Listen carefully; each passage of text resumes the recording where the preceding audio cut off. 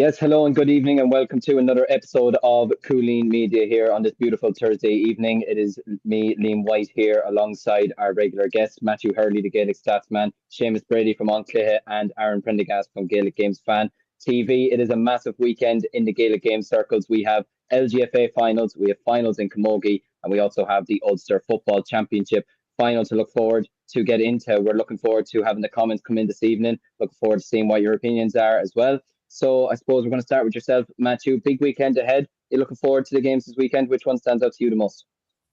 Yeah, Liam, it's going to be a very interesting weekend. I would say, I think the game that stands up to me probably is St. Finbarr against Athenry in the Camogie, simply because there is a piece in the Southern Star that I taught to Kate Wall. Actually, she's originally from Kilbrittain in West Cork. A lot of connections obviously down there. Obviously the Callans involved there as well with the Bars, and they've done so well this season, and hopefully they can get over the line against Athenry. The final in the LGFA is very interesting, considering Ergnat look at the results anyway during the week. They've blitzed nearly everybody, and their defence is pretty solid. I think they've only conceded a goal or at least one goal in only 2 games this year, possibly 3. I think only against St. Paul's and against Kilmacud Crokes. So they've been very, very strong defensively. But then Kilkerrin, going for 5 in a row, 53 wins in a row, they're going for as well in all competitions, which is absolutely sensational.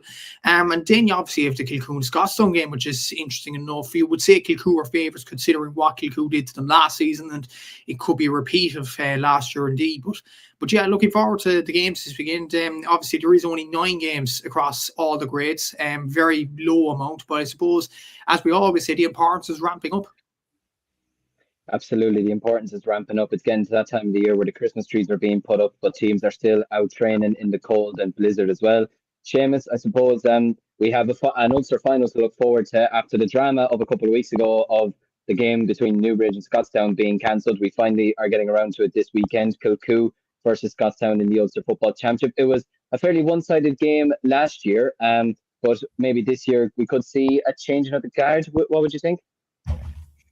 Well, yeah, with that one, I mean, the last day out against Newbridge, the thing that was questioned a lot about Scotstown, in previous games, in previous years, everything like that, was their mettle when it came to the Ulster Championship, especially that game against Kilcoo last season, where Kilcoo kind of went to town on them, scored 5 goals. A lot of people were questioning their mettle, to really do it against the top dogs in Ulster. And the reality is, if you were paying attention to how Newbridge had gone back-to-back in Derry, the way that they'd done it, myself and Matthew, we both, and I stand by the predictions, tipped that Newbridge could be everything to undo the Scotstown train. They could be everything to derail that train, because they were a hard-working, well-put-together, well-drilled, well-organised team that weren't very flash, but every week you knew you were getting 7 out of 10, 8 out of 10 from them, whereas Scotstown can blow a bit hot and cold sometimes, as we've seen from the Kilcoo game last season. There seems to be a little bit more consistency with them, but again, they're coming up against a team that are just so experienced in the Ulster Championship. And I mean, they have experience throughout the side of getting over the line in these types of games. They've been there, they've done that, they've got the t-shirt. So the massive task ahead of Kilcoo. And that's the 3 things that I love about the games that we have this weekend, is when you're talking about what sells a big game, it's always the why. And when you look at the 3 games that we have in the Senior Championship this weekend, they all have a reason why you should be really, really interested in these games. You've got, can Scotstown redeem themselves for what happened last year? And Kilcoo will no doubt have that Ergal game in their head as well. So they've got a score to settle too with the Ulster final. You look at the All-Ireland Camogie Final, Athenry and St. Finbarr, both teams that probably I wouldn't have expected to be in the final at the beginning of the year, but they're both here now today. And the reality is, Athenry have gone through the ringer to get here. When you look at who they beat the last 2 clubs that have been All-Ireland champions. So Athenry have taken out everybody in front of them. Now the question is, can they overcome one more task in St. Finbarr, or will they fall at the final hurdle against the Bars? Then you look at Kilkerrin Clonberne versus St. Ergnat. The journey that Moneyglass have been on to get to this final has been legendary. To beat Clonberne, Ergal and then Kilmacud Crokes in Kilmacud Crokes' own backyard. The same year that you win the Ulster Championship for the first time ever. And you go away to Stillorgan against the roaring favourites Kilmacud, and you beat them. And you beat them fair and square. Wasn't a smash and grab. Wasn't like they got a goal in the last minute to steal it. They were the better team over the hour. And now they're going up against the final boss. Like, they're going up against a team, as Matthew said there, crazy statistics, 53 games that they haven't lost in across the club championship, which is just unheard of. The greatest club dynasty that I've seen, like in my lifetime. I've seen, you know, on the stats and stuff like that like Ballymacarby, LGFA and Waterford won something like 8 titles in 11 years or something. But the reality is, in the modern era, there's been nothing like this Kilkerrin Clonberne team.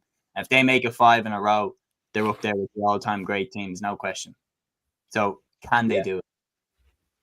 Well, it's a big question. We're going to find out this weekend. Aaron, I suppose, like Seamus was saying there, 3 finals this weekend, all with great stories behind them. Probably some finals, especially from the LGFA and from the Camogie perspective, that at the start of the season, or at least certainly based on some of my predictions, we wouldn't have expected at the start of the year. And especially considering particularly an issue that me and Seamus have been brought up a couple of weeks ago on the podcast, with the 2 All-Ireland LGFA semi-finals both being hosted by Kilmacud and Kilkerrin Clonberne at Kilkerrin Clonberne, and now we have St. Ergnat's in the final, an Antrim club in the final, which is just an unbelievable achievement for again, regardless of the final this weekend. Yeah, absolutely. There's some really interesting games this weekend, and I think you put it well there. Like, I think Finbarr versus Athenry is definitely one that really stands out. Like, especially when you look at the Roll of Honour and the history as well. Like, Athenry haven't won All-Ireland Club Camogie Championship since 1977. They've lost 5 finals in that time as well. The famous one back in 2007 when they lost that. So they've had plenty of heartbreak along the way and numerous different finals. The Bars, I don't think they've ever won the All-Ireland Club Camogie Championship. So, yeah, massive. Like, especially at the start of the year, like, agree with what the lads are saying there. Like, you would have looked at Dixborough. You know, you would have looked at Oulart. I obviously mentioned Vincent's. There was a lot of teams could have mentioned, and probably not many people look towards Athenry or the Bar. So no, it's going to be very interesting. And yeah, I think Kilcoo Scotstown is the making of a very interesting game as well. You know, especially when you look at what happened last year and the sort of history between these two playing each other. There does feel like a lot on the line. Like, Scotstown haven't won a Munster, or they haven't won an Ulster club football championship, I think, since the 1980s. And when you look at the players that they have, like, you feel like at some point they need to make the breakthrough. And when you think about it, like of Rory Beggan, Jack McCarron, you know, the Hughes, like they're all kind of catching on a bit now. So, you know, like, I think if they don't get over the line this year, they might never do it. And it feels like kind of now or never a little bit for them. So, yeah, I'm looking forward to cracking into it, lads. Absolutely. Well, we're going to start off this weekend with the All-Ireland Ladies Football Final, which is taking place in Croke Park between St. Ergnat's Moneyglass taking on Kilkerrin Clonberne. It is an absolutely massive fixture for both these clubs. Like you mentioned, Seamus, I'll come to you first.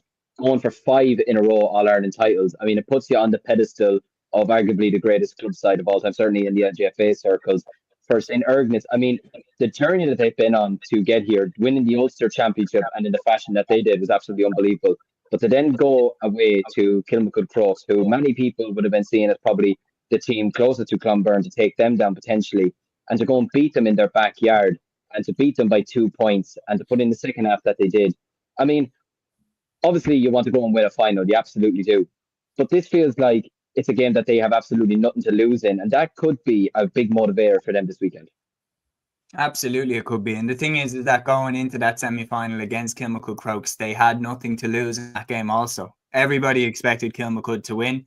And I'll be honest, I expected Kilmacud to win handy. I thought, especially with the game in their own backyard, I thought this is teed up for Kilmacud to win this. And that's why I was really annoyed when we did the weekend preview. I was pointing out that I thought it was a bit ridiculous that the overwhelming favourites had home advantage. I didn't see it as fair. I think the Comer Rangers, to be honest, while we're on the topic, I think Comer Rangers have the exact same right to feel aggrieved that they had to go away to Kilkerrin to play the 4 in a row All-Ireland champions in their pitch as well.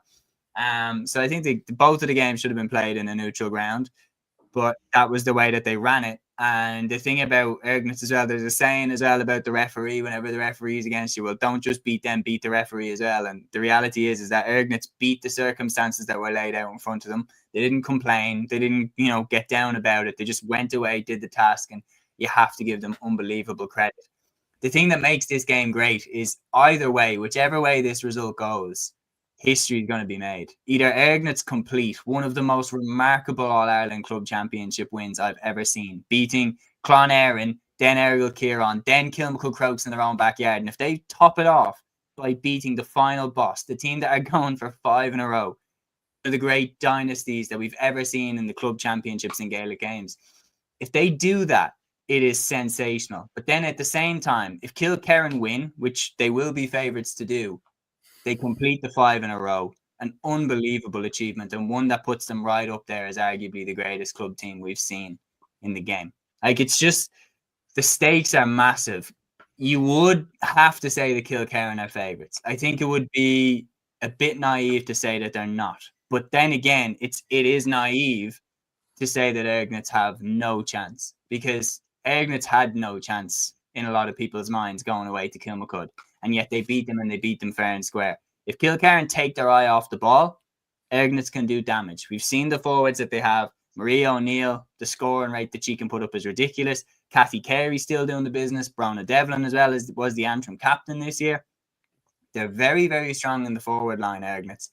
And yeah, it is an unbelievable tie. It's one that when you look at it, it's a classic David against Goliath. Only this time, David has a puncher's chance. Absolutely. Very well put. Very well put. Yeah, when you look at St. Ergnat's journey to the final anyways, in the Ulster Championship in particular, like, they had a pretty comfortable for opening round win over Breda by 5-10 to 2-5, and all these stats are courtesy of Matthew Hurley, the Gaelic Statsman. So great credit to him. Make sure to check it out on our Instagram page as well, where he's displayed both the paths to the final for both teams as well as the top scorers this year. As you can see on the screen here, they won the Antrim Championship. It'd probably be fair to say in convincing enough fashion, I think it'd be fair way of putting it. But in the Ulster Championship, Matthew, I mean, taking down Clonberne was one thing, taking down Kilkerrin, and especially by 13 points. I mean, 3-10 to 6 points is an absolute hammering in any sort of provincial final. 40 goals and 134 points getting to this stage, 413 averaging per game, 763 conceded, 1-5 per game. I mean, that's absolutely incredible. And especially at this time of the year as well, I keep referencing the last couple of weeks, the tallies that they're conceding in each game the last couple of weeks is very, very impressive. And, you know, look, Clonberne have a very, very strong attack. There's no doubt about that. But St. Ergnat's have a very good defence as well. And that could be what they need in order to win this game this weekend. They definitely have an absolutely brilliant defence, in fairness. You look at it, obviously, you mentioned the defence there, only conceding 1-5 per game. And you look at it as well, they've only conceded a goal in 3 of their games so far. And I think that's a total of 10 games. They conceded 4 goals against St. Paul's when, by the looks of things, the game was over long before the final whistle in that game. Yeah. They conceded 2 against Breda, again that was over. And then Kilmacud, who took Kilkerrin all the way last year in Croke Park. So they've been very, very impressive defensively. Like, Seamus talked about their attack, and we'll bring up their scores now in a sec. But their defence has been very, very solid. Like, only to concede about 8 points a game. That's absolutely sensational. When you look at the challenges they've had to come across, like, they conceded 8 points against Clonberne, 6 points against Kilkerrin, 110 against Kilmacud Crokes. Like, to be honest, like, the only games where they conceded a load of scores, I would say, was that St. Paul's game where I don't know how St. Paul's scored 4 goals and 4 points, but there you go. And the Kilmacud game where Kilmacud scored 110. Other than that, they've been very, very strong defensively. And we'll bring up Kilkerrin's stats in a sec as well, which is very interesting because Kilkerrin have only conceded a goal in their run in only 2 games so far. So both defences, it'll be very strong. It'll be very interesting to see who goes on who. From the Ergnat's point of view, who's going to take Olivia Dibley, who's going to take Ava Noon, who's going to take Lindsay Noon if she plays. Obviously, on the Ergnat side, who's going to take or Kilkerrin defence, who's going to take Marie O'Neill, who's going to take Kathy Carey, who's going to take Brona Devlin. The matchups are going to be so interesting in this game. I think that could be the winning and losing of the game, in fairness, but we'll have to see what happens. And even when you look at the scores for Ergnat's there, like, you look at Kathy Carey up the top there, Marie O'Neill, Brona Devlin, you have Leah Stewart and Jojo Dara as well. Like, you do have very strong attackers in that Ergnat's team, and if they fire, they could cause them a challenge to anybody. But as we've seen down through the years, Kilkerrin's defence is very, very strong. It is very strong. Like, they held Kilmacud last year. I know Kilmacud really took them to the well in Croke Park, But for a while, it was only Niamh Cotter that was on the score sheet for them. No other forward really excelled. Like Alva Davern was pretty quiet last year. I would say Michelle Davern was as well. So Kilkerrin have this potential to quieten down the key forward and only restrict them to points taken from frees. So it'll be very interesting to see, can Ergnats overcome the strong Kilkerrin defence? And on their side as well, can they keep the Kilkerrin forwards quiet? Because I think that could be the winning news of the game, both sides of the pitch. Absolutely. No, some of the matchups are going to be very intriguing to see. If we look at Kilkerrin Clonberne's journey to the final, first of all, I mean, it's probably one thing, Aaron, that's probably not going to help them to some degree in comparison to St. Ergnats, is that they still had a tricky enough semi-final, you know, in order of having to travel to Kilmacud and obviously going up against the best side in Dublin, the best side in Leinster. And despite the fact that they were, I would probably say, winning comfortably enough coming towards the end, they still had to fight hard to hold on to their lead towards the end. Whereas you look at Clonberne, I mean, they absolutely walked their way through the Galway Championship. You look at the Connacht Championship, again, they fairly walked it, especially that final against St. Bridget's. It was a fairly one-sided final. And then having home advantage in the All-Ireland semi-final is obviously a massive help, but it was proven in the other game, it meant nothing in the end. But yes, for Cumbria Rangers, they just could not get a foothold in the game at all, only scoring 3 points over 60 minutes, which from their perspective, I'm sure they would have been disappointed with. But it just speaks volumes of this Clonberne team that no game really that they've played this year, judging by all the results, has been any sort of close affair. Is that something that could come back and potentially bite them in this game? Or do you feel that because they're such a strong team, it's not going to matter? Yeah, it's an interesting one, all right. Like it's interesting though, Ergnats as well, because it's probably been similar up until the semi-final as well. Do you know what I mean? They've probably only maybe had one more really competitive game. You know, when you look at it, like they absolutely walked the floor with Kilkerrin really in the Ulster final. You know, so probably isn't that much of a huge difference. I suppose the main thing really is for Kilkerrin Clonberne. Like they've been here before. Like they've had years like this in the past where they've cruised the finals and everything else. And yeah, like they've like the experience within the team like very much shows. And I know we're gonna kind of go through some of the scores as well, but like it is going to be very interesting to see how you stop the likes of Olivia Divley, Eva Noon, who we can see on the screen there, Chloe Miskell there with 11 points, Lindsay Noon as well, who's been very impressive this year with 2-1. So it's going to be a really interesting game. Like from looking at Ergnats and watching some clips of them earlier today, like they're like obviously everyone's as we mentioned before, like their attack has been relentless. But like when you look at their press a lot of the time, especially versus Kilkerrin, like the amount of turnovers they were getting in that game, like it was a proper, like they probably strangled them really. Like Kilkerrin just couldn't get out at all. Like they were so comfortable in terms of turning the ball over. And I think they'll win this game, Ergnats, to be honest with you. I actually think they'll win this. I think they've been very, very strong in terms of turnovers and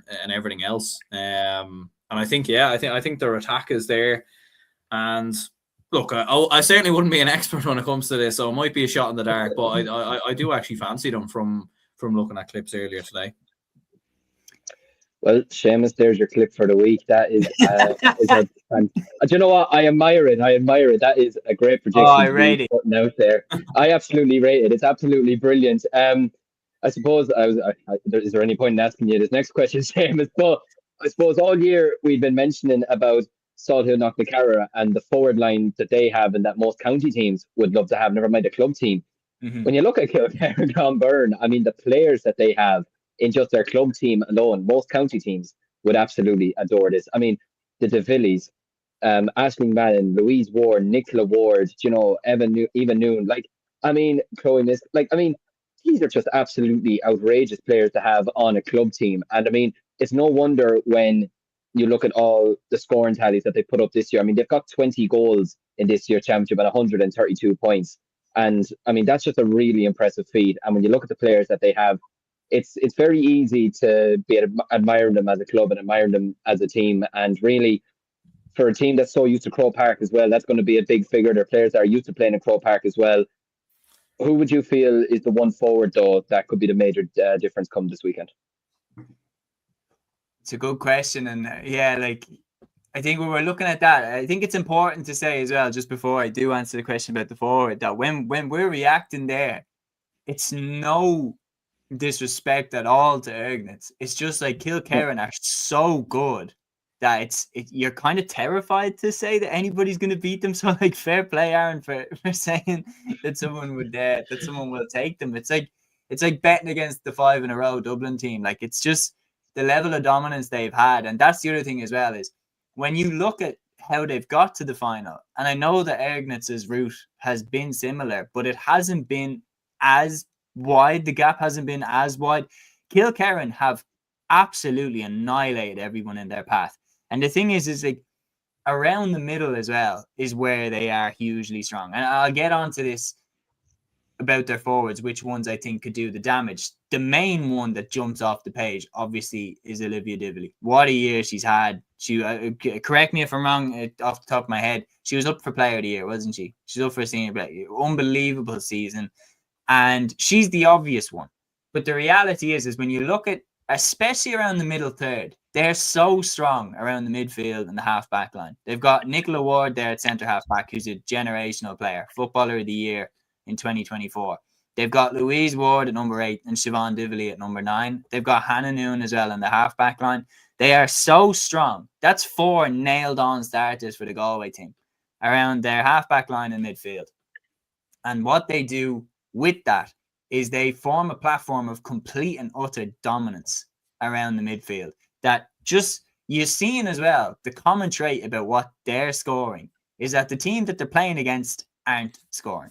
You've got Comer Rangers going away to play against Kilkerrin Clonberne. They've got players like Emma Murray in the team. They've got a really, really strong team. They only scored 3 points. 3 points is what they were held to. And they're like absolutely nailed on back-to-back Waterford champions and Munster champions, and they could only muster up 3 points. Kilkerrin just don't even give you a chance. They don't even let you get close, and they just manage the game out. That's how they've always done it. So that's why it's so difficult to beat them, because if you're playing against, say, Dublin, Donegal in 2014 is an interesting example, because Dublin at that time, while being looked at as being unbeatable under Jim Gavin that year, they did play a little bit Russian roulette style. And that's why when Donegal got the opportunities for the goals, it was because Dublin left themselves open to those goals happening. Whereas then after that defeat happened, Jim Gavin switches up the system, makes Dublin a lot more pragmatic and harder to beat. Kilkerrin are so hard to beat because they don't take any risks either. You're not going to get many goal chances against them. That's why if Ergnats get 2 goal chances, they need to score 3. Like, literally, they need to take every single chance that they get. They need to make everything work for them. Maria O'Neill needs to have the game of her life. They all need to have the games of their lives. And that is not it. That is just emphasizing just how good this Kilkerrin Clonberne team is. I do believe that if anybody can beat them, I believe it's Ergnats, because they have absolutely earned their place here at the table because of who they've gone through and how they've done it. But Kilkerrin are the champs for a reason. And this is going to be an almighty task. So to answer your question in a long, long way, in terms of who's the key forward, I really don't think it matters. I think Kilkerrin are so good at their build-up play, at getting the ball up to the position where someone takes the shot. And whether that's Lindsay Noon, Eva Noon, Olivia Divilly, Siobhan Divilly, Chloe Miskell, quite simply, it doesn't matter. They've worked the ball into the best position for someone to take the shot. And that is one thing that they definitely do have a leg up on Ergnats. They have more threats. Maria O'Neill, Brona Devlin, Kathy Carey are the obvious trio to stop. But for me, Kilkerrin have threats from all over the field. Yeah, they certainly do. No, it's going to be very interesting to see how Ergnat stop the forward line in particular. And I mean, I suppose, Matthew, before I go to your prediction as well, we know who Aaron's going with now. And Seamus, I'm going to imagine you're probably going to go with Clonberne for this one. I'm going to go with Kilkerrin to win, but I think Ergnats are going to push them a lot harder than anybody who hasn't been paying attention would think that they would. I think a lot of people will look, if they know just the basics, they know that Kilkerrin have won 4 in a row, they'd expect that Ergnats won't be able to put it up to them. My fear is that in a massive open Croke Park pitch, Kilkerrin are way more experienced on that grass. Could that play a huge part? Because we've seen, like, examples where a team gets to Croke Park and they're not used to the pitch and everything like that, and it can the occasion can kind of overwhelm them. I think there's 3 ways this goes. I think option A, Kilkerrin win narrowly.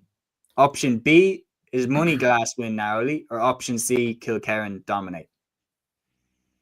And I'm going to say option A. I think Kilkerrin will shade it. I'm going to say Kilkerrin by 4 or 5, and they pull away in the final 10. Interesting call. Matthew, would you be in agreement, or are you going to go with Aaron and say that's going to be potentially, some people might call it potentially, one of the shocks of the century in LGFA? I just can't see it. So I know Ergnats have had an unbelievable journey, and to be fair, it wouldn't be forgotten even if they lose the final on Saturday evening. But it is very, very hard to see past this Kilkerrin Clonberne team. And Seamus mentioned their threats all over the pitch and their attacking options, their middle third options. Like defensively, looking at their stats, they conceded only 2 points to Salton Knocknacara, 5 points to Cork, 4 points to Mike Cullen, 6 points to Clare Galway, 9 points to St. Bridget's, 3 points to Kilcoo Rangers. This isn't happening once in a blue moon. This is happening on a regular basis. Their defence is so strong.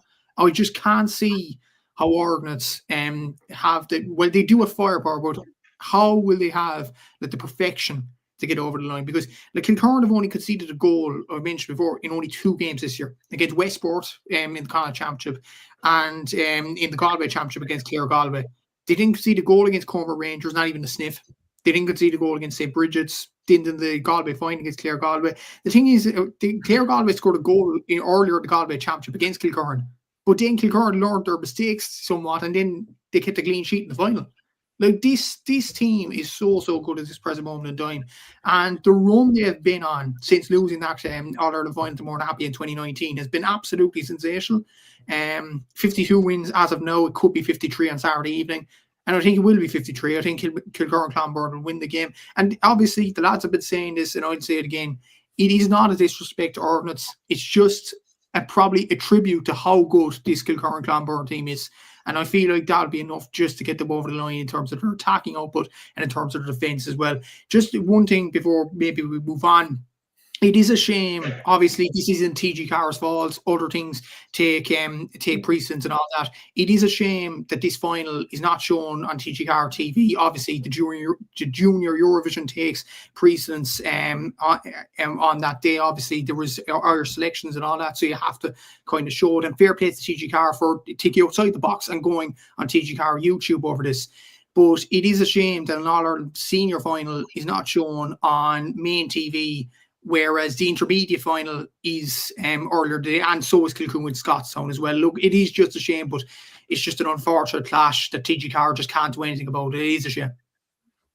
Agreed. Yeah, and actually, before we do move on, lads, that was something that I did want to bring up with you, because obviously, look, it's been a struggle over the last number of years, both for LGFA and Camogie to be getting the same sort of respect that GAA is getting, that the men's game is getting, whatever. Does this sort of set it back a small bit, that a national final for LGFA? And look, credit to them, they're still showing it on YouTube, and it's still brilliant that they have the platform, whatever. But is it a small bit of a shame that it's not being shown on either one of TG Carr or RTE this weekend? Yeah, absolutely. I think so. Yeah, I think it's very disappointing. A game of that standard, like it's an All-Ireland final, like it doesn't really get any bigger. Do you know what I mean? Do you know, like in terms of club level and everything else, senior final, like, so it's, yeah, it is very disappointing. Look, I suppose the one thing we should stress that it is being shown somewhere. It is obviously on TG Carr YouTube, so we will, people will get to see it. So at least they have thought outside the box and everything else. But yeah, like maybe it is unfortunate with timing. I don't really know if they could have planned it a little bit more in advance. But look, yeah, I don't know, Junior Eurovision, if that's what people want to watch, then fair enough, Yeah, I mean, it definitely is, like, obviously, like, I used to work there, so I kind of have a decent idea of, like, how these things come about, but I am kind of scratching my head a little bit about it, because it is the All-Ireland Final. Like, I don't understand kind of why this had, like, the date was scheduled a long time in advance, but the reality is, yeah, at least it is being shown. But I would love if it was on TV. That's the main thing. I would love if it was on TV. Yeah, absolutely. You have to stress as well, lads, as well. I know this is a GA talk show and things like that, and GA podcast, but other people have other interests as well. We kind of have to stress that as well. Look, during Eurovision, there could be a situation, let's just say, I don't think it will happen now, knowing our luck, but Ireland could win the competition, and then some Eurovision fans will complain and say, why isn't that being shown? Well, it reaches into a larger issue, Matthew, that TG Caha should have 2 channels. Yeah. Like TG Caha should have 2 TV channels. I remember thinking the entire time I was there, we need 2 channels. Because the amount of times that you've got Sport TG Caha, Trad TG Caha, Fulham TG Caha, Nuacht, like so many different programs that are all vying for the main slots. And then on the weekends during the club championship, because most people that are GAA fans that don't speak Irish will tune in to TG Caha for GABO. Like GABO is constantly taking the best slots on Sunday to show the club game and the league games and everything like that. So the reality is TG Caha just should have a second channel. But that's a government issue. And if it did have a second channel, we'd be treated to so much more content. You know, they'd pull out all the stops to get. Like if they had 2 channels, GABO would be showing 4 games, guarantee it.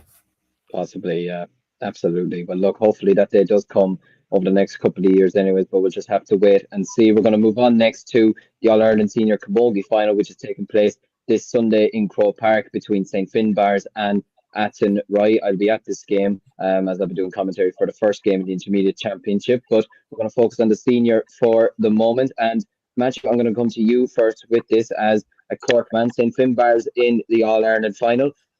They had a tough journey the last day to get here, but they've been going well throughout the season generally.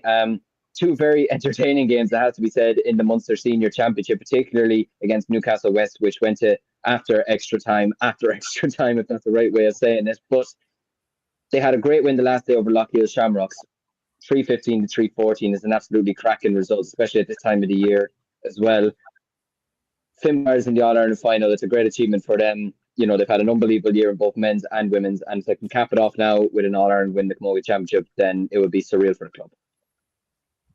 Would. And just before we get into it, Aaron did mention nobody backed Finbarr's. Myself and Seamus did back Finbarr's for Munster earlier in the year, so yeah. There is something there. But in fairness, this Finbarr's team, they do. I've said this all, but they do have the quality. You look at the quality players that they do have: the Saoirse McCartans, all the Callans, and indeed the Kate Walls, the Kira Goldens. Like, they do have some quality players. And you looked at the Cork Championship, they defended their title. We'll look at the scores and the journey to the final in a sec. But like, they blitzed everyone in Cork. And then in Munster, yes, they had that scare against Newcastle West. But then against De La Salle, they shackled the likes of Beck Harton, Abby Flynn. They got something out of their key forwards in the game. Kate Wall getting 2-4 from playing that game. And eventually they got over the line. That was a fantastic win for them. And then in the semi-final, obviously after extra time, to do it not just once but twice on their journey to the final is remarkable in its own right. It was sensational how they beat Lochiel Shamrocks. So I'm sure we'll bring up the scores now in a sec in terms of their top scores. But coincidentally, Kira Golden's only got 3 points. She probably got the most important point of the whole journey, that winner against Lochiel Shamrocks. Yes, Orla Callan found her in that position, and that was an excellent pass by Orla, but what a score by Kira Golden to put over the bar. She has 7 on her back, but Kay Wall was telling me during the week for a piece in the Southern Star that actually Kira actually plays around the middle of the park most of the time. So to pop up in that position, in the forward position, and get it over the bar, it's absolutely sensational, in fairness to the bars. And interesting enough, I did watch an interview today. Kay Wall did an interview, I think, with the Camogie Association earlier this week, and she talked about the men's footballers, the way they lost to Dingle, and she was saying the lads were absolutely devastated over that. I think the Bars Camogie team are thinking at the back of their heads as well. Obviously, they don't want to put too much pressure on themselves, but they're thinking at the back of the head, we need to right the wrongs of that Munster final against Dingle. We need to go on and bring some happiness back to the club and win the All-Ireland title. And they certainly have the players to do that. They do have threats all over the pitch. But when you look at Athenry, their journey to the final, they've beaten the last 2 All-Ireland champions in Sarsfields and in Dixborough, and deservedly so. Yes, when you look at like journey to the final, Athenry's games have been probably characteristically tighter, while the bars have been wider margins. But this is a final. This is Croke Park. This is what makes this final so interesting, because both sides, I think Aaron touched on it earlier, both sides are very, very inexperienced as club sides going into Croke Park. And this what makes the novelty of it maybe a bit more interesting for the viewer in more ways than one. So there is going to be interesting players on show for Athenry. You have Olin Rabbit, Sabina Rabbit, Emer Keane, who's been absolutely sensational. Obviously, Therese Donoghue or Therese Mara around the middle of the park. Jessica Gill has been outstanding. Dervla Higgins, nominated for Camogie Player of the Year, absolutely sensational in the defence. Then you look at the bars, players that I've named already. Like, it's going to be a cracking game, and really looking forward to this as well. Well, I suppose it is going to be a very interesting game, and as well as that, obviously the bars are the first Cork finalists since Milford in the mid-2010s. So it is a big, big occasion for Cork Camogie as well in getting a club to the All-Ireland final. But we'll see what happens. It's going to be an interesting game, I think. Yeah, certainly. So it's going to be a very interesting game, and one that I suppose I wouldn't have seen Athenry potentially getting to the final myself. I thought Dixborough would have been the team to get to the final, but obviously Athenry took care of them in the All-Ireland semi-final. We're going to pull up the scores first of all from the St. Finbarr's side, the scores from the teams this year. And I suppose, Seamus, I mean, it's actually laughable when you look at the scores, the scoreline that players have put up this year. I mean, when you've scored 6-16 and you're the third highest, I mean, that's absolutely outrageous. Even 2-13 being the fourth highest from Kate Wall, for me, is just laughable, because I don't think I've even scored 2-13 in the last 5 years, never mind in one season, you know, and she's just doing this willy-nilly. But the firepower that Finbarrs have up front is absolutely unbelievable, and that's something that Athenry are going to have to be very, very aware of on Sunday. Yeah, no question about it. I mean, you look at the way, like, look at the scores. Saoirse McCartan there, 653, like, absolutely ridiculous. Like, I mean, 127 from frees and then the 245s, but then apart from that, everything else has come from play. Like, she's been absolutely sensational. It's like the way as well that they battled past, because on top of the fact that they were really, really impressive and dominant in the Cork Championship, they showed all the mettle required to get through the semi-final against Lochiel Shamrocks. Like, you're looking at that, it's one thing to beat a team like 420 to 13 points, like when everything that you touch flies over the bar, flies into the back of the net. Like, it's easy to win those games. But you look at the Munster Championship, beating Newcastle West after extra time, beating Lochiel Shamrocks in the All-Ireland semi-final after extra time. Like, there's a lot of questions being asked of you when you're going to the well like that, when you have to go when your legs are killing you. And Finbarrs have answered those questions time and time again. Like, that's my main thing coming in, is that they have absolutely been made to pay. From when they got out of the Cork Championship, they've had to battle past every single team that they've come up against. How well will that do them in the final? Like, it's really, really difficult to say, because obviously Athenry had an amazing win against Sarsfields in the Galway Championship, and then they twiddled thumbs until they beat Dixborough in the semi-final. Like, it's really, really interesting to know, like, what way would you have rather come into the final? The one thing I will say, though, is that, and a little bit of a spoiler, but I am leaning towards Athenry just to give them the respect of who they beat. They beat the last two champions. And I think the reality is, you look at the way that they've got through here, the results, first of all, that they're putting up on the run up to that final. Like, you look at the performance there against Ormond Marie, 121, like an absolutely outrageous performance there. But then it's their last two games, like 2-8 to 1-8 against Sarsfields, 1-9 to 10 points against Dixborough. Tight games, and they came out the right side of both of them against two teams that are recently All-Ireland champions. Like, what that tells me is that they have been in the tight games against the best teams in Ireland in their last two games, and they've won them both back to back. Now, is it going to be third time unlucky? Like, again, only time will tell. Like, this, for me, is a classic case, but we'll look at their scores first before I make this point. Not as flashy. Like, you're looking Sabina Rabbit there, obviously, but only 6 points from play. Emer Keane, 2-6. Like, that's the top score that they have from play. They're not as flashy, and they're not as grabbing the headlines in terms of how much they've put up as St. Finbarrs are, but it's the way that they won those two games. Now, obviously, massive asterisk there is the games against Mulla, Clarenbridge, Stars. They aren't included in those scores, so maybe the scores are significantly higher. But for the games that we have, and for the information that we do have, we can probably stab a guess that they aren't as high up there as St. Finbarrs are.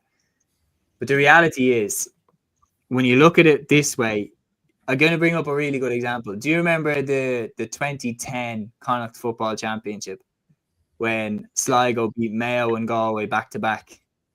And then there was a very good Roscommon side waiting for them in the final. But because they had beaten Mayo and beaten Mayo and Galway, everyone thought, oh, Sligo are going to walk it. It's just, you've got a team that are very, very good waiting for you in the final. And you can only beat who has been put in front of you. And they've beaten very, very good teams, St. Finbarr's, a very good De La Salle team, a very good Newcastle West team. And then to beat Lochiel Shamrocks, who have been dominant in Ulster, and to do it after extra time twice against Newcastle West and Lochiel, they've nothing left to prove. And it really is a flip of a coin here. But what I will say is, if Athenry beat SARS and Dixborough in the 1 year and don't win the All-Ireland, I hate to say it, Liam, but that's more Arsenal than Arsenal themselves. Is it bad that I was about to say this is like when we bet Real Madrid last year and then lost to PSG in the Champions League, that kind of, or the year Leicester City won the league. So don't worry, no offense taken whatsoever. I suppose, Aaron, he's made a good point there that their scoring tallies and the players that they have that have gotten the most scores for them is absolutely nowhere near as high as St. Finbarr's. But then you look at it from a different perspective. Again, I've gotten very into the defensive side of a lot of sports recently, but I suppose from an Athenry perspective, 1-8 against Sarsfields, 10 points against Dixborough. They've been having to really grind out the games in a different, maybe sort of a way to how Finbarr's have. The Finbarr's games have been severely entertaining and they've been extremely high scoring as well. But then you look at Finbarr's as well. I think I linked it before to Croatia in the World Cup 2018, having to go extra time constantly. And, you know, the strength that they've had to show, the fitness that they've had to show. You have a real resilient defence against a team who just does not know how to give up. And that's going to be the real intriguing battle this weekend. And especially on an open field in Croke Park as well. And you have the type of forwards that both Athenry and Finbarr's have, but they both have a never say die attitude, which we could see potentially another extra time here. You never know. Yeah, absolutely. It's definitely a possibility. Like, I think Bars have had more firepower. There's no question about that in terms of attack. Whereas Athenry maybe going the other way have been better defensively. You know, like Athenry have probably had to muscle their way kind of through a lot of these games. Whereas Bars have definitely had the kind of attacking quality and attacking output. And even like that's reflected as well by the scorers as well for Athenry. Like in terms of what they've produced, like we were mentioning before about like the Bars and, you know, having Kate Wall scoring 213 and or like Cahalan scoring 616, but like when you kind of make your way down the scores of Athenry, you know, Clodagh Burke with 7 points, Kerry O'Driscoll with 10 points, like there is kind of a difference there between the kind of top scores reflected on both teams. So it's definitely been a different path for Athenry, but they've been far better defensively than the Bars. They've probably played better teams as well. But the Bars probably do have a little bit more in attack. They probably do have a little bit more firepower in terms of what they can offer. And that's why I'd probably just shade it towards them. Interesting call. Matthew, Seamus, I'll probably start with Matthew first. I can imagine I know which side you're probably going to be going with for this weekend, but from an Athenry perspective, like was mentioned there, in a way, they don't have a lot to prove. They've beaten the last 2 All-Ireland champions, so they've gotten here on merit and they absolutely deserve their place in the final. But from a St. Finbarr's perspective, like was mentioned there, after what happened last weekend in the football with the way Dingle won it in the end, could that be just the absolute extra bit of motivation that's needed for them to get over the line this weekend, to put smiles back on people's faces? And could it potentially set them up for being, from our perspective anyways, potentially Club of the Year across all codes? Maybe so. And to be honest, they're an absolutely fantastic club, St. Finbarr's. It's just in the LGFA, they're a bit down. But when you look at it in football, in hurling, and camogie, they have this one club, one for all club mentality. I think Thurles Sarsfields have the same up the country as well. It's just, I love those sorts of clubs that are not separated depending on if it's camogie, LGFA, or hurling and football. They are all 4 codes in all one club. And I love that. I think it's absolutely brilliant. And when you look at the camogie team excelling, the hurling team competitive in the Cork Championship, the football team as competitive as they were last weekend, it's just it's a credit to what the Bars represent themselves as. Like, you look at the legends down through the years. Like, if the Bars do win the Camogie as well, they would have won the All-Ireland in 3 different codes at senior level, which is such an impressive feat, I would say, at senior. Obviously, the footballers won in the 80s, the hurlers have won in around that time as well. The Camogie team are hoping to make it a three-peat, which would be a remarkable achievement for the history of St. Finbarr's. And they are a historic club. They've been a great club in Cork for years. And to be fair, like, they only won their first Munster Camogie title this season. So they've only made the breakthrough this season, but they've only had, like, the players that they have had only around now. And it's kind of a shame when you look at the likes of Jim O'Connor. Obviously, she's part of the backroom team, but what a player she was for St. Finbarr's in like the 2000s and the 2010s. But it's great that she's still playing a part within the group, if you know what I mean. So look, I think the Bars are well set to win this All-Ireland title. Obviously, Athenry are more proven when you look at the games that they have won. But at the same time, the Bars' firepower, I think, it's going to be very interesting to see what Dervla Higgins goes on, I will say. One of the best defenders in the country, probably the best defender in the country at this present moment of time. Well, she was the best according to the authorities in the Camogie Association anyway, considering the Player of the Year nominees. It'll be interesting to see who Dervla goes on. Does she go on Saoirse McCartan, who scored the most, or does she go on Orla Callan, who's an all-rounder, well-good player in terms of assisting scorers and in terms of scoring as well? Or possibly Keevan McCarthy, who's been the unsung hero. Like, it's going to be very interesting to see who Dervla Higgins does pick up in this game.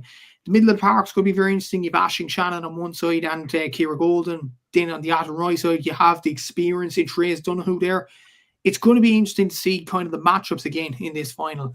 I think the Bars will win this game because of obviously their firepower in the team and the fact that if one player isn't performing as well as they could, like, for example, in the Munster final, there was points where Saoirse McCartan was taking over the game, Orla Callan was taking over the game. But voila, Kate Wall scores 2-4 from play. Like, you have these sorts of situations where other forwards can't step up, and they do have players off the bench. The likes of Emer Hurley, who scored 4 goals and 4 points in this campaign, has normally been brought on as a sub, as a full forward to terrorise defences in many ways. Ella Wiggin, the back, is another very nifty player as well up front to come off the bench.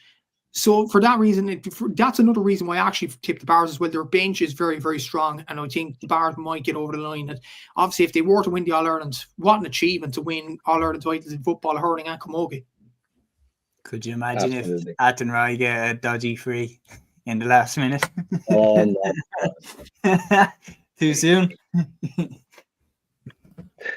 No, we can't be adding fuel to the fire now. Let's move on quick.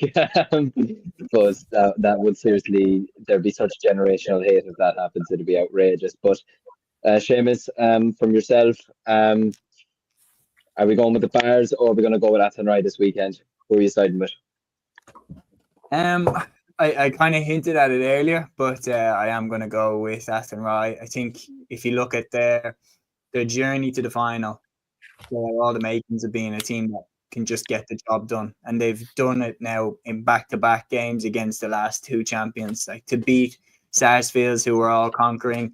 Okay, maybe it might be a case that, like, you know, like Waddy Grange Glen, maybe like they've climbed the mountain, maybe they're a bit out of steam, but then to double down on it and beat Dixborough, who were fired up. Like, Dixborough wanted to get back to the top of the mountain. They'd won the Leinster Championship in an amazing display against Out at the Bala.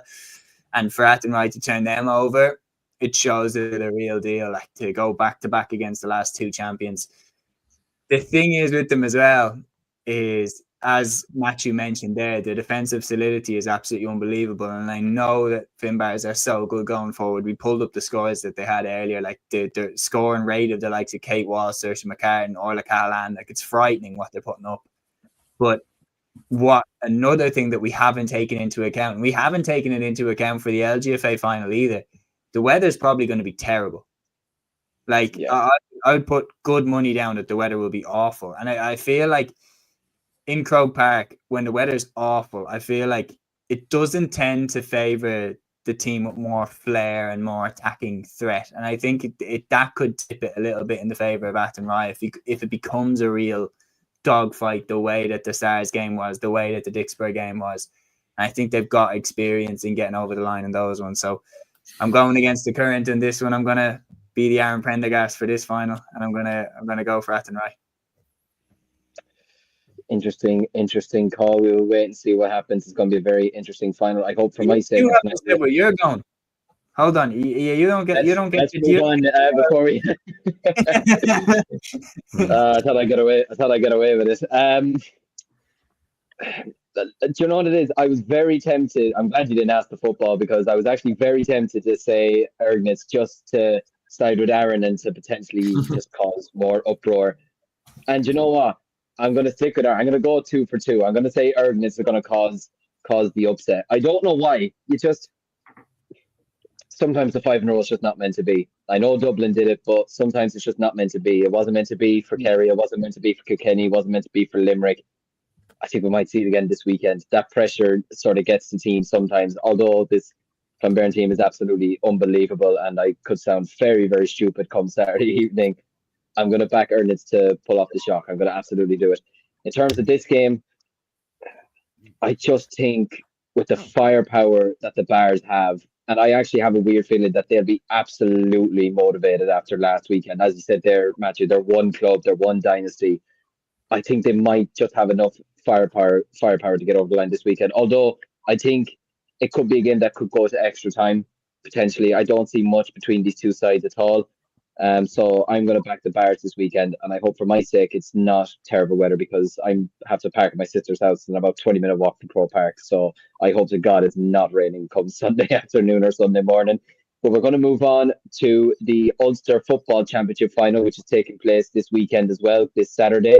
It's between Kilcoo and Scotstown, two teams who are very familiar with each other. There's no question about that. Both teams have suffered a good few losses in the Ulster Championship Finals over the last couple of years. Kilcoo losing both in 2022 and last year. Scotstown going down in 2023.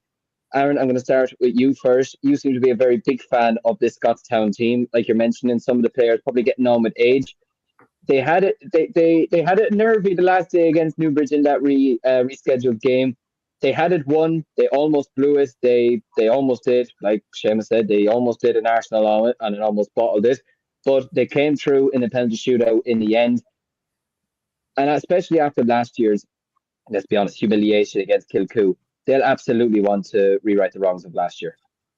Yeah, yeah, absolutely. Like, and I know we were mentioning the Arsenal reference there, but I think Scotstown maybe is probably more of a reflection, or maybe the Mayo footballers or something, when it comes to Sam Maguire or something. I don't really know, but yeah, it's like they've all the talent in the world. Scotstown, like they've some incredible players. Like we don't need to go through the players. You kind of mentioned them earlier.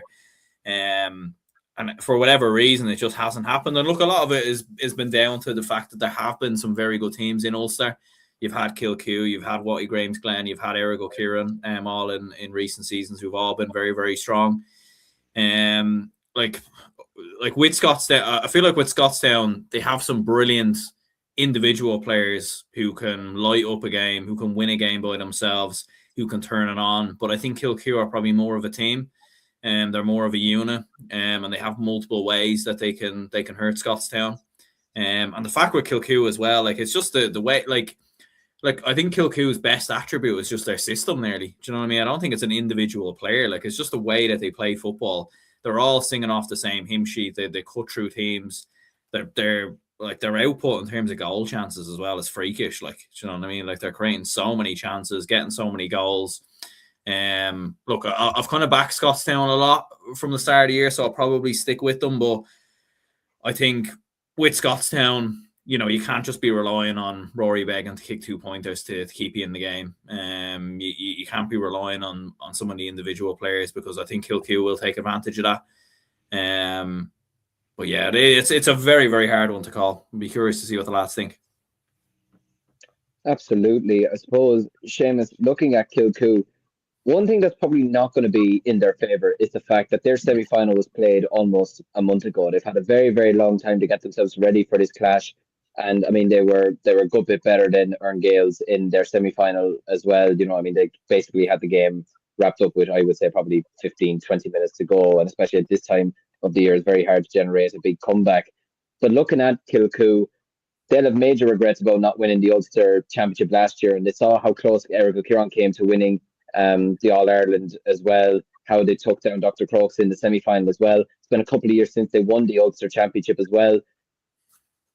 What do you make of them this season so far in the Ulster Championship? And do you see a chance for Scotstown to potentially hurt them this weekend? I do see a chance for Scotstown to hurt them this weekend, because the reality is, while we talk about Kilcoo and how good they are and how experienced they are and everything like that, the reality is in the last few years they've been beat. They haven't got out of the Ulster Championship. Glen have turned them over. Last year, Kilkerrin turned them over. And when you're looking at it, like, what are the main traits that Kilkerrin had? Flair. Kilkerrin had an unbelievable flair in their attack with the Canavan brothers, Peter Hart.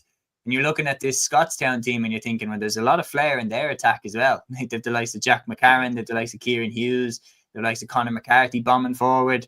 There's a lot of flair in that Scotstown attack as well. And when they can get going, they can really, really run up a big tally on a team. And the reality is that sometimes when you know how good that Scotstown team is, and they are a fantastic team, sometimes you just have days where you're just useless. And that day last year, Scotstown were just crap. They just didn't turn up. They were not at the races. And it was one of those where you could almost go, do you know what? You can't even take that one into account. As far as I'm concerned, that game is no use when trying to analyse this one, because Scotstown did not turn. If it was a very, very close game, or you thought that Scotstown were playing to the level that they're capable of and Kilcoo still walked it, and you have a little bit more evidence to go off, but Scotstown didn't play well at all last year as far as I'm concerned. So the reality is Kilcoo, they've bags and bags and bags of experience, but I actually would look at them very, very similarly actually at this stage now to how I look at Ballygunner and the hurling. That especially at this stage of the season, they're the experienced team. They've bags of it. Everyone's saying, oh, they know how to get the job done and everything like that. But they've only got the job done once. They've only won the All-Ireland once. They've been undone at stages of the season every time. And Kilcoo will be desperate to cash in on this generation that they have by winning another All-Ireland title this year. And I think they'll look at who's left. You've got a Dingle team who won the Munster Championship for the first time in their history. You've got a Ballybowden side who haven't won the All-Ireland in 10 years. And you've got a St. Bridget side who haven't won the All-Ireland in over 10 years as well. There's no Kilmacud Crokes in there who won it very recently. Like, it is an evergreen pitch when they get in there. So there's a lot that they'll look at and go, we've a good opportunity to win this All-Ireland should we get through. So I think they're going to give this everything that they have. It's a question of, like, if you're going... Because I know who I'd enjoy watching more in the All-Ireland semi-final. I'd enjoy watching Scotstown more, to be honest. But it's like, if I was going to bet on it, I'd say Scotstown. But if I'm going to put my life on it and say, like, who's shown to me that they just find a way to win these games, probably Kilcoo.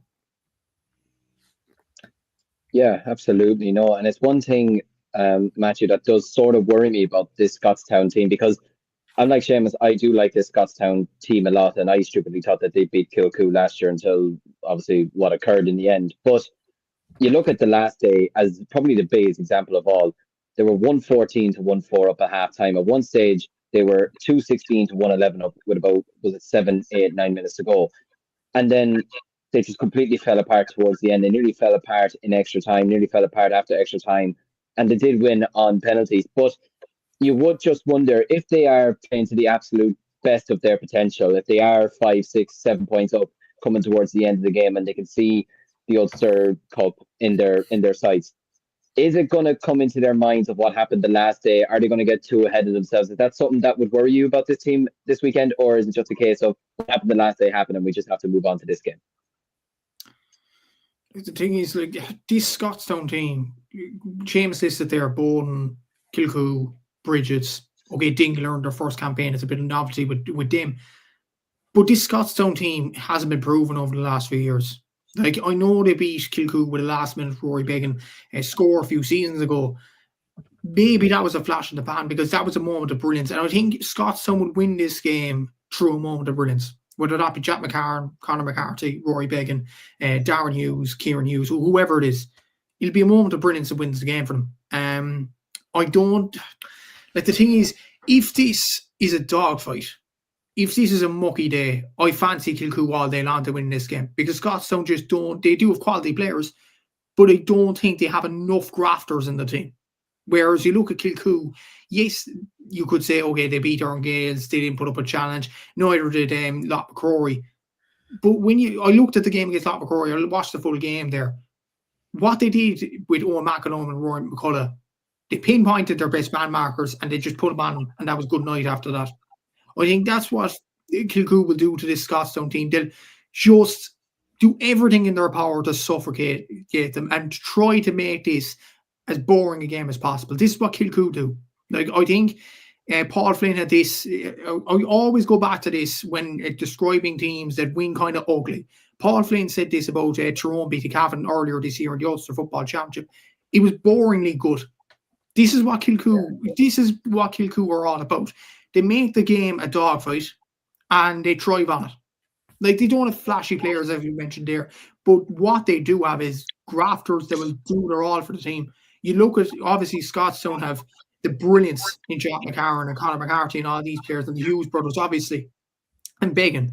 But what Kilcoo have is not particularly flashy inter-county players, I'd say, but very hard grafters. The Paul Devlins, not the most flashiest forward, but does the job.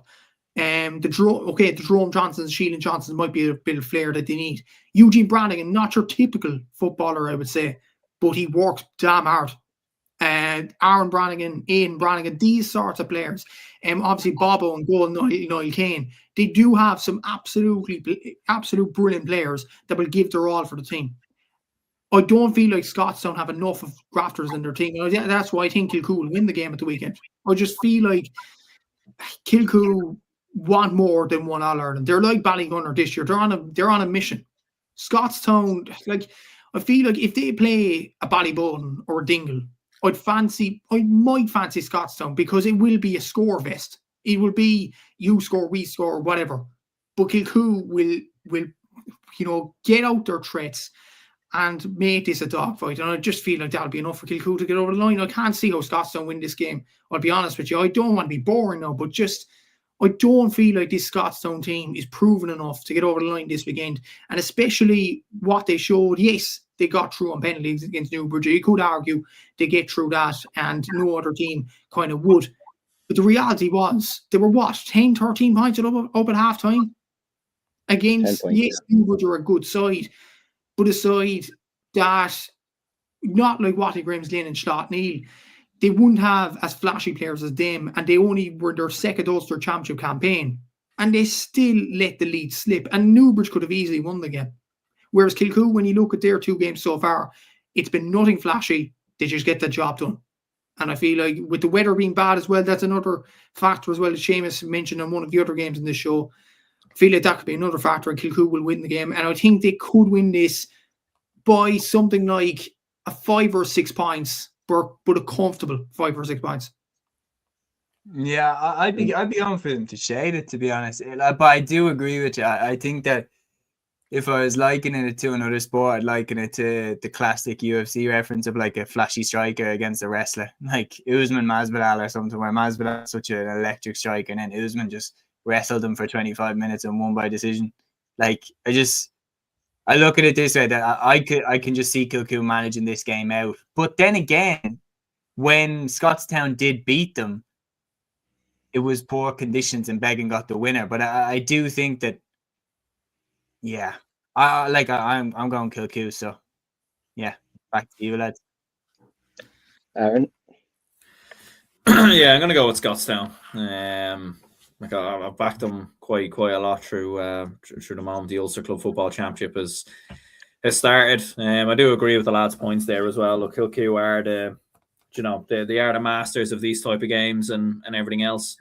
And look, conditions will probably play a part. It's probably one of them. Like, if this game is in Croke Park, maybe in January or February, when the weather is a little bit better, I think Scotstown, we'd all be kind of back in Scotstown. But in these wintry conditions and everything else, probably does maybe suit a Kilcoo a little bit more. But no, I'm going to go with Scotstown to come through. I think with their attacking talent, and as I said previously, I think you know, like they'll be putting it all on the line this week. I think they have to really, because as we said before with some of their players and everything else, look, I know some of the players will still be around. They'll still be backing around for the next couple of years. They're not going anywhere when it comes to next year, but you only get a certain amount of chances at this. And, you know, next year, Kilkerrin are going to be back in the mix. Newbridge are going to be back in the mix. Maybe Grangemesglen or Slot Neil come into it as well. So, I'm going to go with Scotstown by the bare minimum point. And just to make this interesting, I'm going to agree with Aaron. So we're going to go 2 against 2 again. But I do agree with. I know an Arsenal and a Liverpool fan linking up. Who would have thought? But yeah, no, it's look, I do agree with the points that you lads have been saying about the defensive side of the game with Kilcoo and how they can make a game boring and just see the game out and everything like that. And I think weather is going to play a huge factor to this. But I do still like this Scotstown team. I do like the attack and flair of them. And like Aaron kind of said there, I feel like this is going to be the big game that they're going to absolutely be targeting for this season. And especially as well, look, and I don't know what it is, but I have a feeling that the winners of this could be targeting St. Bridget's to a small bit of a degree, thinking, okay, there's an opportunity there to get to an All-Ireland final. Because look, at the end of the day, the last couple of years, the Dublin side have been fairly strong in the championship. Obviously, Dingle, while it is their first time winning the Munster Championship, it's always a dangerous thing, a club going into their first All-Ireland series. We've seen it with Cúilín in the past. We've seen it with St. Thomas's in the past. You know, when you win your first provincial title, your first county title, it could just push you on to an absolute another level. So I'm going to go with Scotstown by just a bare minimum this weekend. Maybe, again, history could repeat itself. We could have Rory Beggan coming up with the winner again. You just don't know. But yeah, I am going to go with Scotstown to win this game. And half of us are going to look stupid come the end of Saturday evening, come around 9 o'clock Saturday evening. But we're just going to have to wait and see. I suppose before we get on to mentioning the rest of the games this weekend, there was one thing I wanted to bring up with you lads, and that is the RTE Sportsperson of the Year award. And this year, David Clifford is in the mix for his unbelievable season with Kerry. I know, Matthew, you and I last year on your podcast discussed it, saying, is it probably going to be a lot more difficult for GA players to win, you know, Personality of the Year or, you know, Sportsperson of the Year for these types of awards? And especially when you look at it this year with the likes of Rory McIlroy in there, I think he's probably the outright favourite to win it. This year, obviously, you have Troy Parrott, who had his absolutely unbelievable year, the Healy's and everybody in the running tracks as well. But for David Clifford, I mean, it speaks volumes of the year that he had, that he's been nominated for Sports Personality of the Year. It does, yeah, but it's a very, very difficult award to win. And I remember a few years ago, Clifford, I think, would have been definitely up there in 2022, I think, when he had that final with the ding-dong battle with Shane Walsh. I thought that year was the year where a GA player was going to win it, because he was absolutely brilliant. And even 2023, when obviously they fell short of Dublin, maybe that year could have been the year as well. But you look at the talent this year, obviously, the likes of Rory McIlroy. Like, Rory McIlroy is the favourite to win Sport Personality of the Year in the BBC over in the UK. So, like, if he's the favourite there, he's going to win it here. It's as simple as that. You know, there could be a situation where he doesn't win the BBC Personality of the Year and he wins the RTE one. It'll be a scant consolation. It could be that, to be honest with you. But yeah. Look, to be honest with you, before the nominees were actually announced and before the BBC things were announced, actually, my eyes were towards the likes of Sarah Healy and Kate O'Connor because of what they did in the Europeans. Yeah. I thought that was sensational, in fairness. Kate O'Connor especially winning the silver medal. Obviously, Healy winning the gold was absolutely sensational for them, and Irish athletics has definitely gone up a level, in fairness. So I wouldn't have said Clifford for that, even though Clifford still scored, what was it, 11 goals, 92 points, Ross League and Championship. Like, if you're talking about like perfection in sport, that's it. But David Clifford topped all 4 lists in terms of from play, overall, everything in Gaelic football across the board. But the thing is, and I know we're knocking Gaelic games and things like that over this, it is an amateur sport. And when you look at others like Troy Parrott and like Rory McIlroy, they're professional athletes. Like, that's just a known fact and all that. But look, it is very difficult for Gaelic Games players to win the RT Sportsperson of the Year award. Only 2 players from Gaelic Games has ever done it. Sean O'Halpine in 2005 and Henry Sheffield in 2006. It is very, very hard to do. And you need to have, like, ironically enough, a David Clifford type year to win the Sportsperson of the Year award. but you need another sport person or another few to drop the ball. And I think that's, you have to celebrate other sports as well and how well we have done. Like, you could make a case, like in any other year, you could make a case for Troy Parrott winning it. You could make a case for Kate O'Connor winning it, or Sarah Healy. It's just the fact that Rory McIlroy won the Grand Slam in golf, and he won the Masters. You can't really complain over him winning it at all. But it is very, very hard. I'd love to get, I know me and Shane, myself and yourself, Liam, talked about this on my show, Gaelic Stats, but last year when Clifford was nominated. But I'd love to get Seamus and Aaron's views on this. What does a Gaelic Games player have to do to break that stranglehold in winning the award? Obviously, this year probably not going to be your, considering Rory McIlroy's year, but be interested to hear your thoughts. Yeah, I think his year this year was really, really strong. I think that I honestly think he has a great chance of definitely being on the podium, like being in the top three. I do agree with what you said. I think the year that Rory McIlroy had, winning the Ryder Cup as well with Team Europe, and then winning the Masters and everything, like he had a fairy tale year, and he had a year where like it all kind of culminated for him and the fairy tale story happened. Obviously as well, the whole nation is riding high on the Troy Parrott and everything like that, and what he did for us in the qualification rounds there only recently gone by. So I wouldn't rule him out winning it last minute because of, you know, just how much goodwill will be behind that. And then obviously the achievements of the like Kate O'Connor and everything, like there's a lot of good people up for it.